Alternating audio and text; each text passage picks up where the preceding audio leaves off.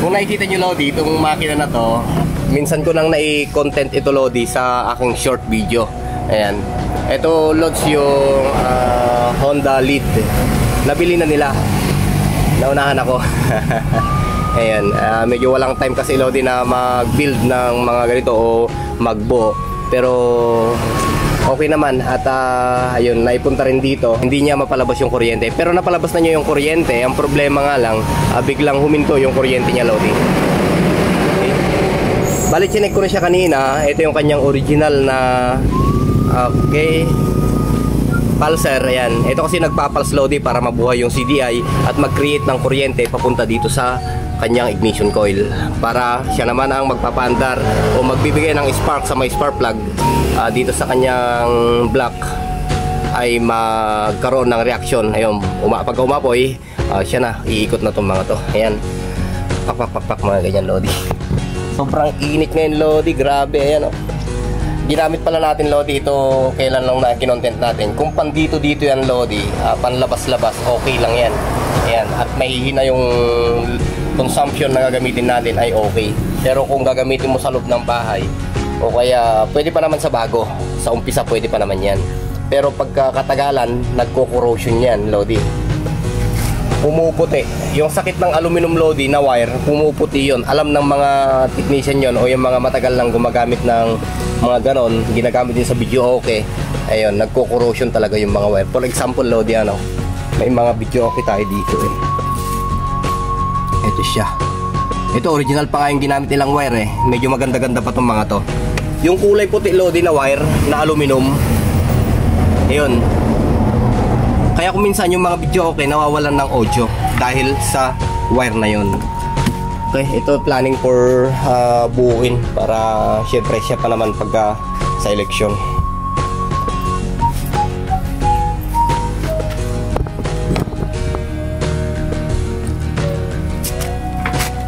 Bali, chinek ko na to Lodi. Wala siyang continuity dito sa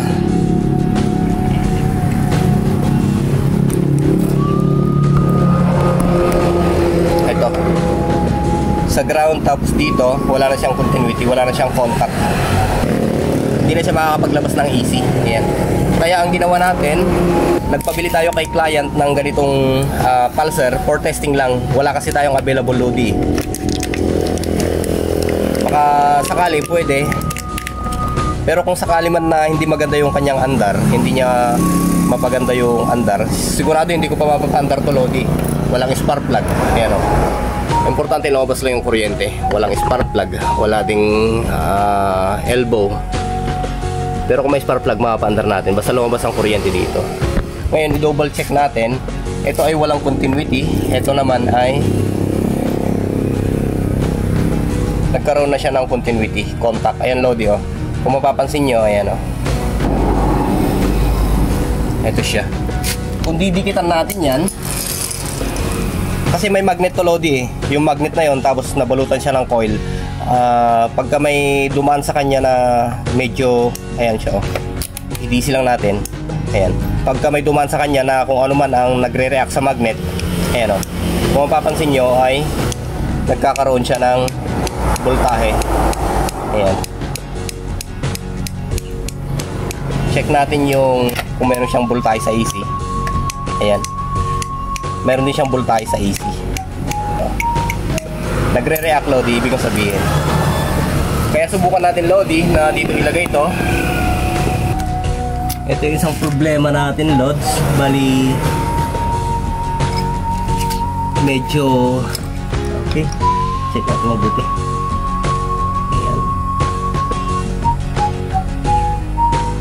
Medyo alanganin yung dito sa may likod niya. Ayan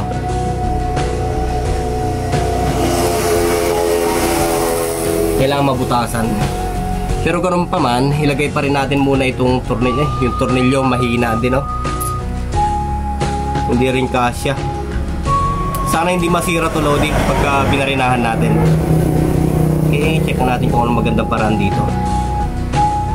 Pagka binarinahan kasi to Lodi, ang nagiging isang problema niya, pagka uminit to, ayan, pagka uminit to, lumuluwag dito.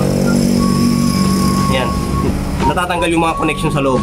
Local lang kasi itong mga to eh, yung mga pulsar na to, Lodi. Iba talaga yung orig na pulsar niya. Ayan oh, matibay. Ang problema, sira na kasi eh. Nagkalawang kasi to. Ayan. Eh ito, chinek ko, wala na rin contact yung kanyang ground. Sinusubukan ko kanina ang survive pero wala na eh. Kaya ito na lang siguro talaga ang paraan niya para makapagpalabas tayo ng kuryente. Okay, ang problema ngayon ay yung butas. Pero subukan pa rin natin, Lodi. Ingatan na lang natin.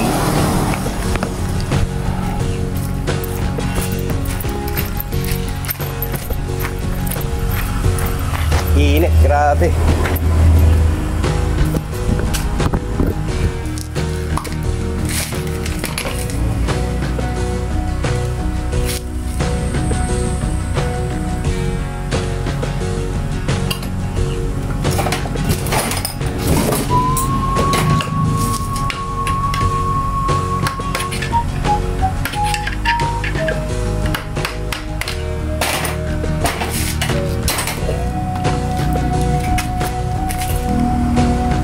Hindi parehas yung butas kasi eh.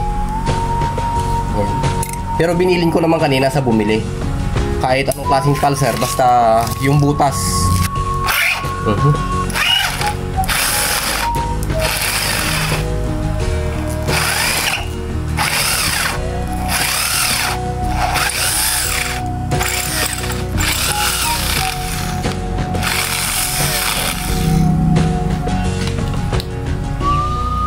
Bila tayo, Lodi.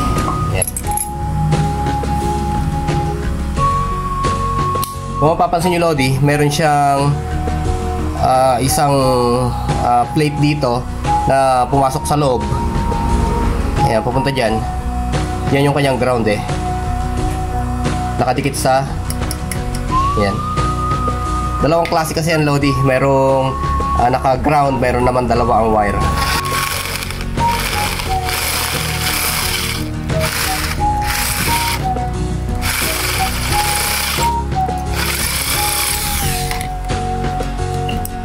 Alangan na tayo sa pwesto niya.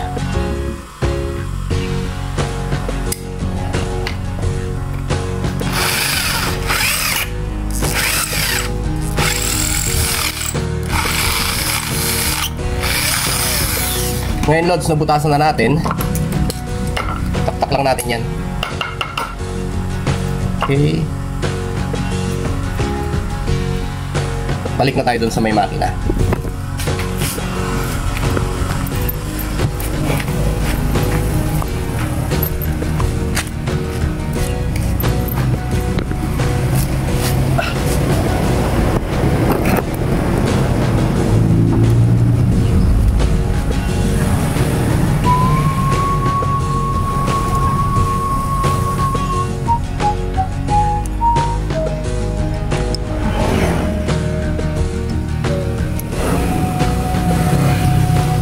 Okay, kulang pa rin itong isa. Ayan o. Kailangan siguro tabasin na yung Lodi. Hindi pa rin pasok, Lods, yung kanyang tinatawag na kabitan ng tornilyo. Subukan natin kung may lalabas ng kuryente. Kung may lumabas na kuryente ay ganun.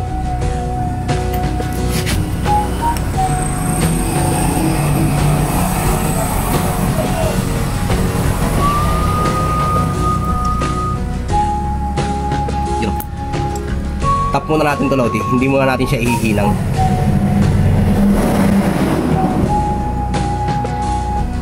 Yan. Then check natin kung sumasayad. Okay, sa tingin ko naman ay normal lang. Ngayon ay magpalabas na tayo ng kuryente. Kabit natin yung kanyang CDI. Okay. Ito yung wire ng pulsar. Yan.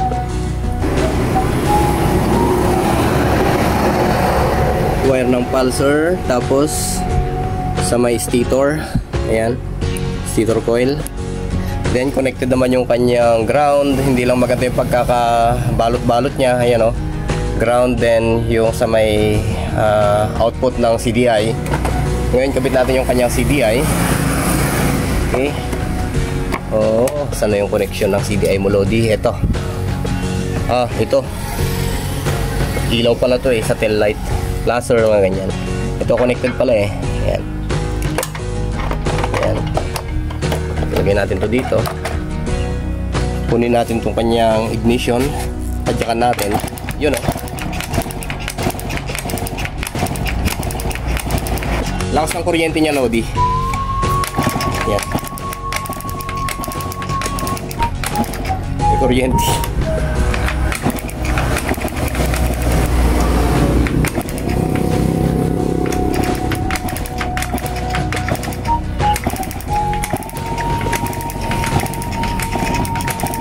Ng kuryente niya.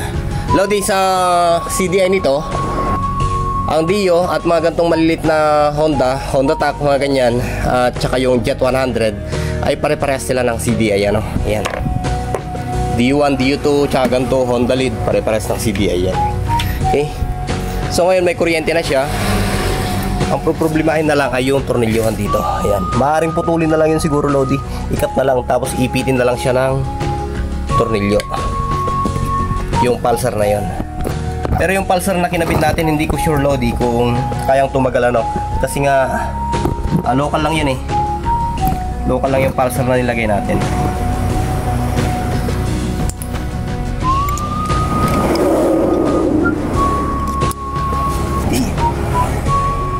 Ang problema pa dito sa kanyang wire ay nangitim na rin Yan.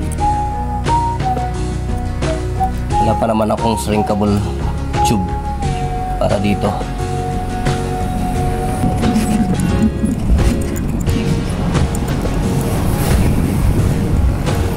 Ito, Lodi, yung butas nito. Okay. Ayan. Kakat na lang natin. Tapos saka natin unatin. Yun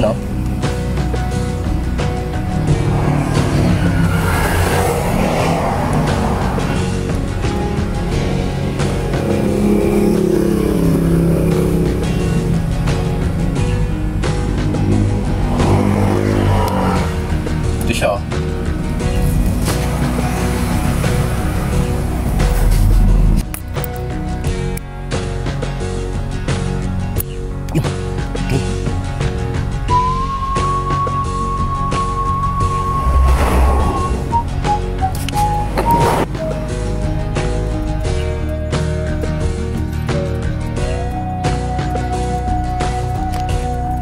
Okay. Bali na idikit na natin siya, Lodi. Wala tayong electrical tape at pinagbabawal na technique ang gagawin natin dito.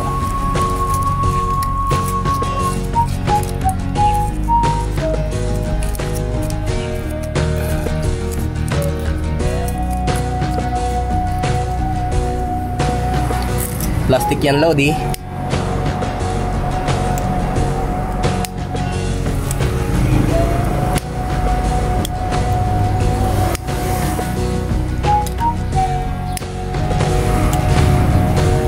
Siya.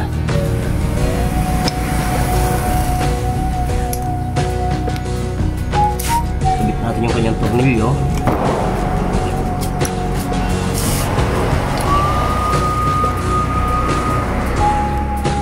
Isa pa.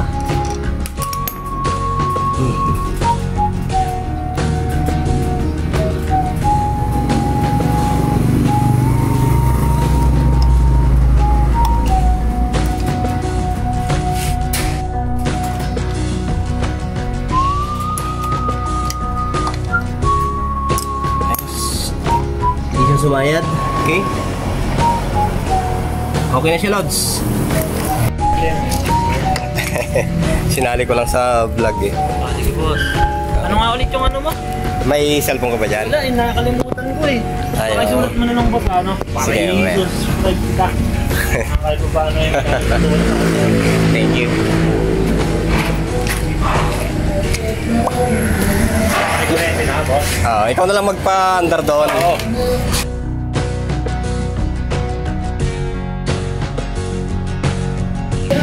Ikaw pala nakakuha niyan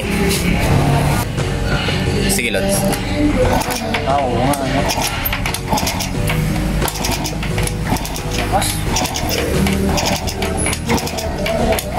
Andar na yan. I-fix mo na lang itong mga to. Ayan. Maghanap ka ng magandang pang fix dyan. pagka naayos mo yung loads, pagka napatakbo mo, ipasyal mo na minsan dito. No? Opo. Pasyal mo siya minsan para makita natin. Para ma-check pa natin kung ano pa yung kailangan mong palitan dyan, i-upgrade dyan. Yung belt na kasilip mo naman kung okay. Okay naman, goods naman. Hindi, tanong ko lang po, kuya. Yung kulay green ba na ito, negative ba to? Ground yan. Ground to. Kung lalagyan ko po ng battery kasi yan lang po. O kaya ito, positive, tapos kumuha ka ng body. Okay. Body ground. Tapos itong fuse, charging yan. Charging na. Kailangan meron yan. Meron po. May fuse dapat yan. Yan ang charging mo. Under na yan. Yan, pagkaman eh. Ginamitan ko po siya ng cooler. Eh ngayon, malambot lang pala to. Kung pagkita ko ng cooler na gano'n, sumunod. Eh kaya nga